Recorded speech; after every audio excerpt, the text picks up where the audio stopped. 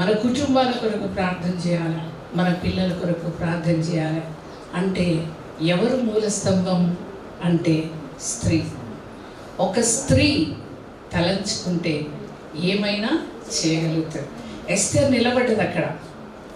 ఏమైతే నేనైతే చస్తే చస్తాను, కానీ మీరు నా కొరకు ప్రార్థన చేయండి అని రాజు ముందుకు ఆమె వెళ్ళింది. వెళ్ళినప్పుడు ఎంత కృపమైన దేవుడు ఆయన ఏం చేశాడంటే, ఏంటమ్మా అని అడిగే ఛాన్స్ను దేవుడు అనుగ్రహించాడు. అప్పుడు తన ప్రజలందరూ కూడా రక్షణలోకి వచ్చారు.